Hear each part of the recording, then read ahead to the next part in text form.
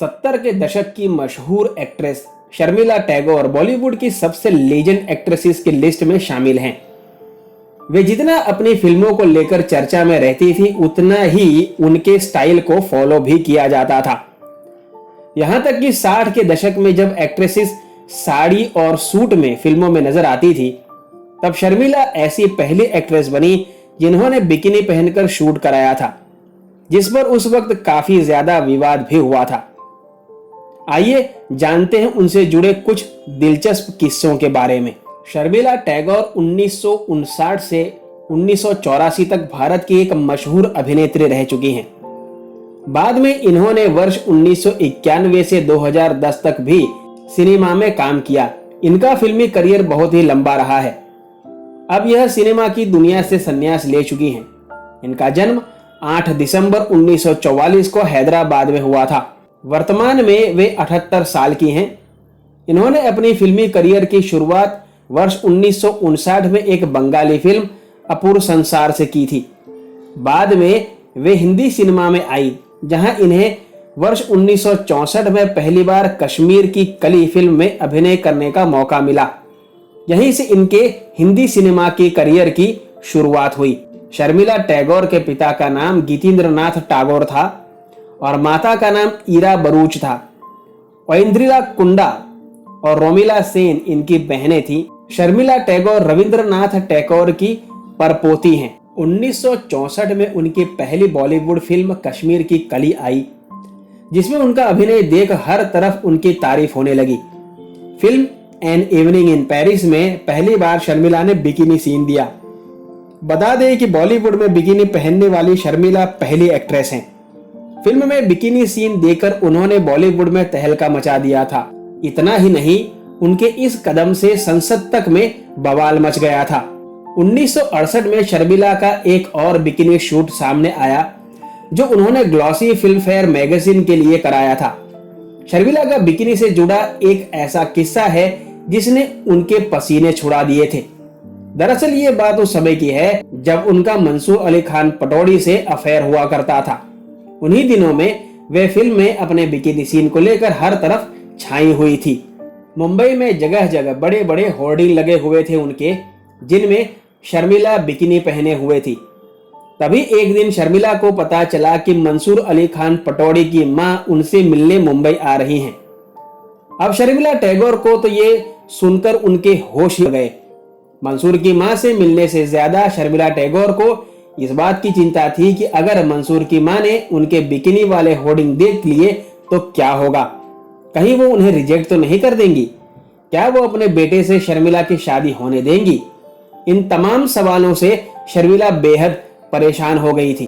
शर्मिला को जब कुछ समझ नहीं आ रहा था। हालांकि मंसूर अली खान पटौड़ी को शर्मिला के उन बिकिनी पोस्टर से कोई भी आपत्ति नहीं थी, क्योंकि वो शर्मिला के प्रोफेशन की जरूरतों को समझते थे। शर्मिला को जब कुछ नहीं सूझा तो उन्होंने अपने उस फिल्म के प्रोड्यूसर को फोन किया और मुंबई की हर जगह से अपने बिकिनी वाले पोस्टर्स हटवा दिए। देखा जाए तो शर्मिला टैगोर ने अपने और मंसूर अली खान के रिश्ते को बचाने की हर संभव कोशिश की और इसमें वे कामयाब भी रही। फिल्म इंडस्ट्री के पूरे सफर में उन्हें अपने बेहतरीन अभिनय के लिए 2 बार राष्ट्रीय फिल्म पुरस्कार और 2 बार फिल्म फेयर पुरस्कार से भी नवाजा जा चुका है। भारतीय सिनेमा में अहम योगदान देने के अलावा वे सेंसर बोर्ड की अध्यक्ष भी रह चुकी हैं।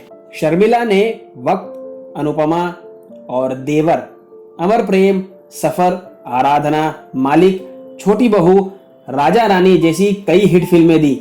उनकी जोड़ी राजेश खन्ना के अलावा शशि कपूर के साथ भी बहुत पसंद की जाती थी। शर्मिला टैगोर और मंसूर अली खान पटौड़ी की लव स्टोरी की बात करें तो दोनों की प्रेम कहानी काफी फिल्मी थी।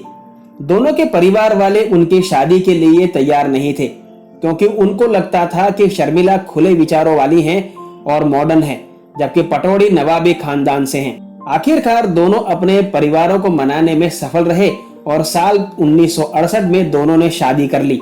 शादी के बाद शर्मिला का नाम बेगम आयशा सुल्ताना रख दिया गया। शादी के बाद भी अभिनेत्री ने कई सुपरहिट फिल्में दी।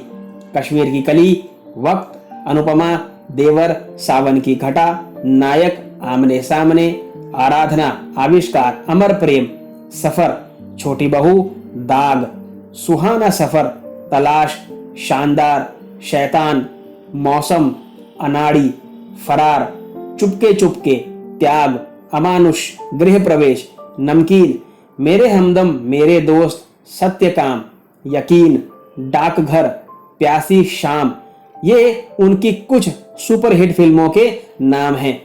शर्मिला टैगोर की फिल्मी करियर इतनी लंबी होने का एक कारण यह भी है कि उन्होंने सिर्फ 13 साल की उम्र से ही फिल्मों में काम करना शुरू कर दिया था। शादी के बाद उन्हें 3 बच्चे हुए, बेटा सैफ अली खान और बेटी सबा खान और सोहा अली खान। सैफ, सबा और सोहा तीनों ही फिल्म इंडस्ट्री में एक्टिव हैं। मशहूर अभिनेत्री करीना कपूर उनकी बहू हैं, कुणाल कपूर इनके जमाई हैं, इब्राहिम अली खान और तैमूर अली खान इनके पोते हैं और सारा अली खान इनकी पोती हैं।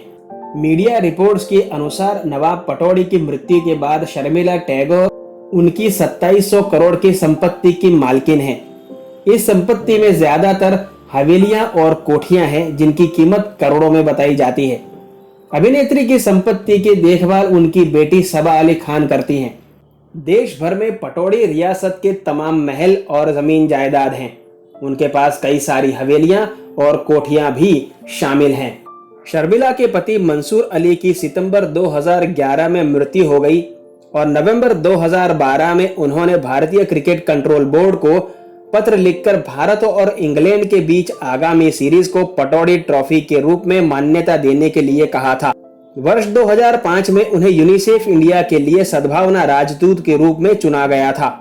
शर्मिला टैगोर ने अक्टूबर 2004 और मार्च 2011 के बीच भारतीय फिल्म सेंसर बोर्ड के अध्यक्ष के रूप में कार्य किया है। कैसा लगा आपको शर्मिला टैगोर हमारी जानकारी? शर्मिला टैगोर के बारे में दी गई जानकारी आपको कैसी लगी मुझे कमेंट बॉक्स में जरूर बताइएगा।